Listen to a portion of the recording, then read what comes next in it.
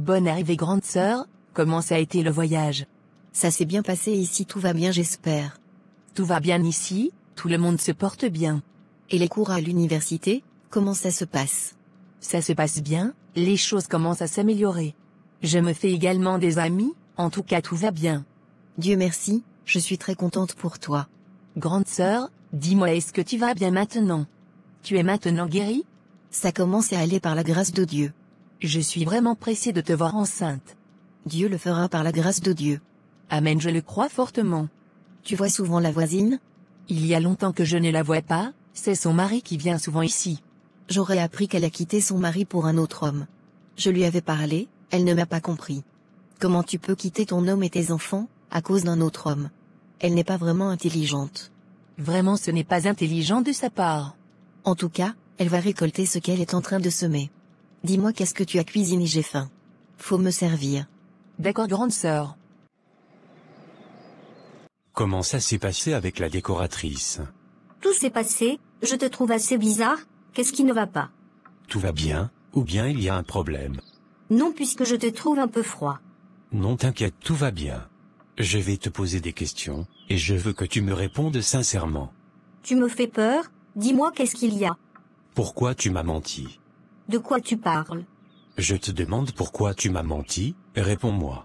Qu'est-ce qui se passe? Donc comme ça tu m'as pris pour un imbécile. Tu es marié, tu as des enfants, et tu oses me dire que tu es célibataire. De quoi tu parles? Qu'est-ce que j'ai fait? Dis-moi la vérité, mon ami Sidiki est ton mari ou non? Je ne connais pas de Sidiki, je n'ai pas d'enfant, pourquoi tu refuses de me croire? En plus tu mens, j'ai vraiment peur de toi. Ramasse tes affaires et va de chez moi, sale menteuse. Je peux tout expliquer s'il te plaît. Qu'est-ce que tu vas m'expliquer? Vas-y explique-moi. C'est vrai, j'étais mariée à un homme, mais je n'étais pas heureuse dans ce mariage, il me maltraitait. Il me battait, et il passait son temps à me tromper.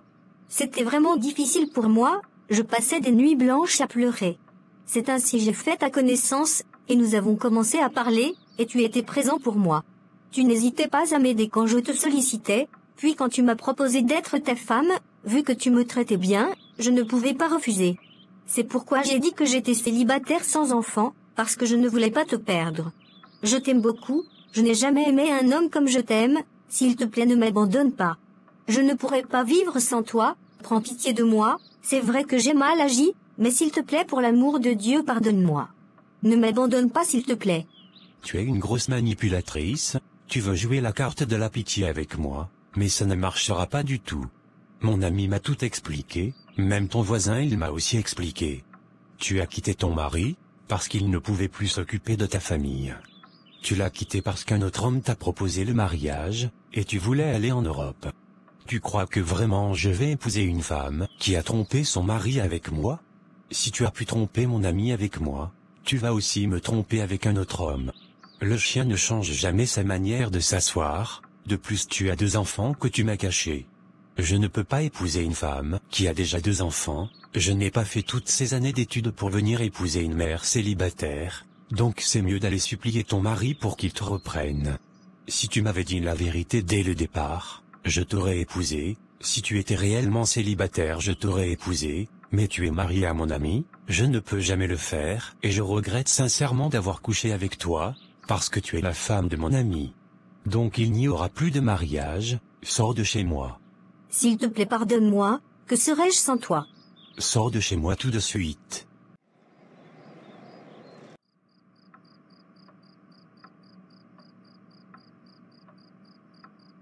Tu m'as beaucoup manqué mon amour. Je suis tellement contente de te revoir. Comment tu vas mon amour? Je vais bien chérie et toi? Tu m'as aussi manqué. Comment a été ton voyage? Tout s'est bien passé mon amour. Raconte-moi tout, comment s'est passé ton traitement? Ça a été assez intense, le médecin là-bas, le docteur Dubois, était incroyable, il m'a expliqué en détail le processus de traitement, et ça a commencé à donner des résultats encourageants. C'est fantastique à entendre, quel type de résultats avez-vous obtenu?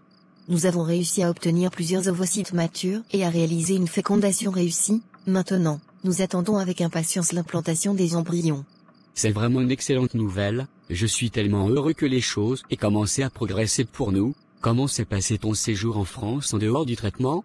C'était incroyable, j'ai eu l'occasion de visiter tous les monuments emblématiques, et la ville de Paris.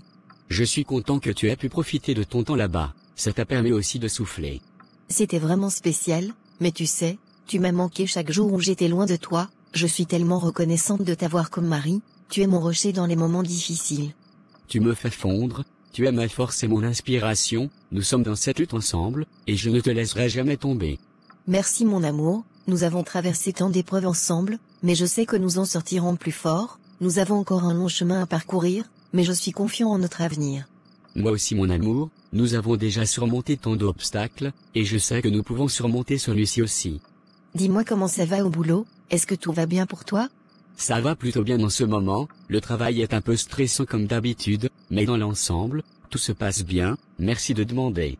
J'espère que tout s'est bien passé avec ma petite sœur. Tout s'est bien passé, elle est beaucoup sage, elle cuisine à temps, et elle aime bien étudier, c'est une fille à encourager.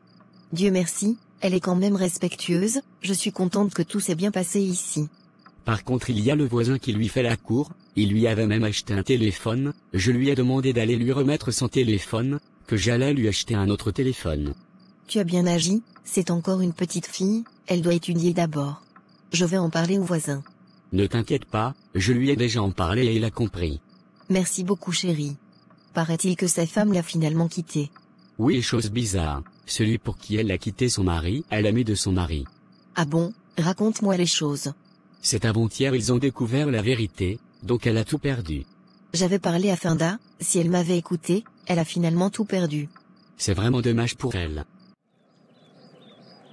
Maman, j'ai tout perdu, il n'y aura pas de mariage, il m'a chassée de chez lui comme une malpropre.